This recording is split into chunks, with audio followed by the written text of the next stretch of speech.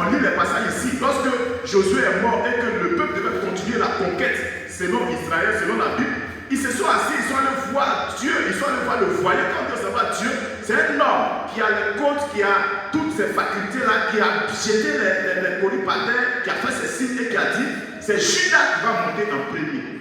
Et c'est là que Judas est monté en premier. Et lorsque on a vu Rebecca qui avait des enfants qui bougeaient dans son ventre, elle allait consulter et on lui a dit, il y a comme ça, comme ça, comme ça. Elle savait exactement ce qu'il y avait à faire. Donc, quand on dit ça, ce n'est pas faux. Dans cette saison, nous pouvons le faire.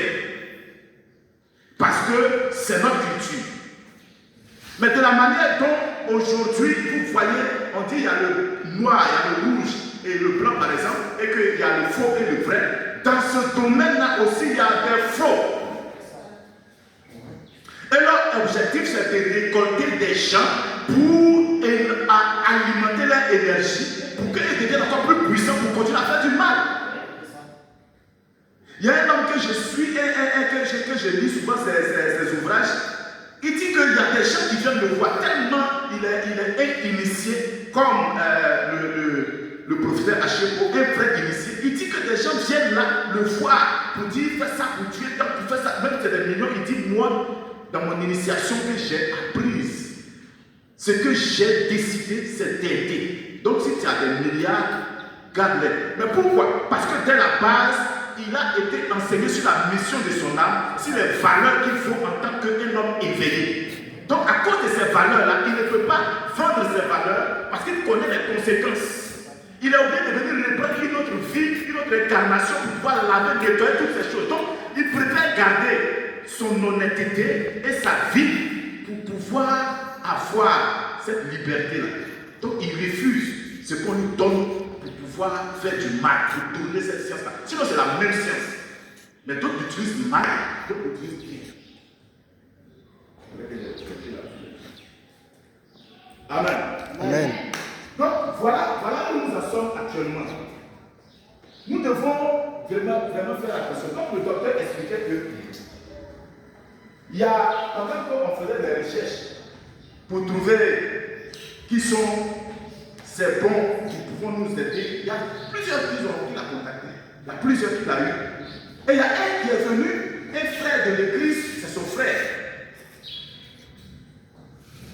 Et ce frère a dit qu'il est croyant. Effectivement, il fait des choses, tout, et il donne.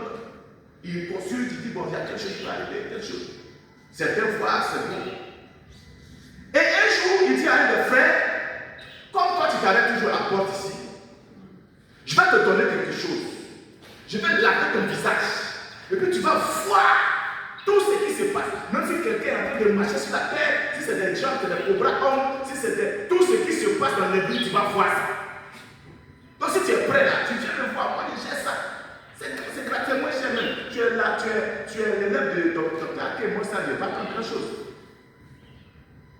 Et heureusement que le gars est parti vite. Avant de s'engager, ça c'est un vrai frère. Il ne s'est pas levé comme il a reçu le fils de Jésus. Il a même fois le docteur pour dire, ah, j'ai croisé un tel, voici ce qu'il m'a dit. Et comme le docteur connaissait déjà ce cas, le docteur dit, hey! Et le docteur que tu m'en as parlé, sinon c'était sorcellerie. Pourquoi? Parce qu'il allait laver ton visage. Sûrement tu vas commencer à voir des choses. Un jour, 2 jours, il va te dire, bon, comme je t'ai donné telle chose là, ah, il faut me donner le temps pour pouvoir, parce qu'on ne fait pas ça comme ça. Donne-moi ton fils, donne-moi ton. Et puis tu es rentré dedans comme ça. Vous voyez? Donc, ce même type, le docteur dit que quand il posait avec lui la première fois, il ne sentait pas vraiment la chose, son esprit n'était pas tranquille par rapport à ce gars. Et le propre frère de ce monsieur dit que pendant qu'ils étaient ensemble un jour, ce frère lui a dit, bon, moi je vais ouvrir tes yeux. Il dit, attends, il n'a pas peur. Il n'a pas peur. Il ne l'a même pas dit au départ, il n'a pas peur. Il a fait quelque chose sur toi, mais pour ne pas avoir peur, il dit, tu ne peux pas avoir peur. Il ferme tes yeux, il a fermé ses yeux, et le gars, il a pris sa main, il a passé sur le visage du frère. Et le frère dit à l'instant là, c'est comme s'il voyait toutes les choses invisibles, toutes les choses que nous ne voyons pas. Il dit, pendant qu'ils étaient en train de marcher, ils ont vu un homme qui venait comme ça, et puis l'homme est devenu comme un combat.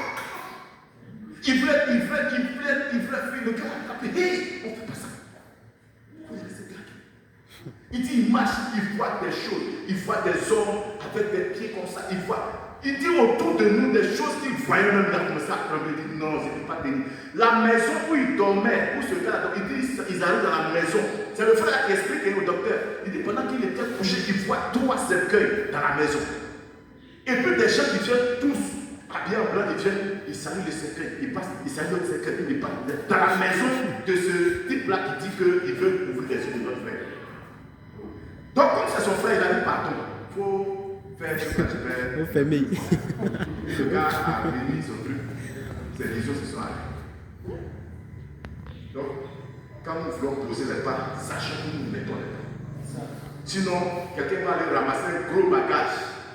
On dit c'est le réveil. Il va aller ramasser ce gros bagage là qui va le suivre. C'est pour ça que j'ai dit que c'est un processus. Continuons de venir ici pour pouvoir nous enseigner sur comment nous allons nous-mêmes devenir des gens qui voient.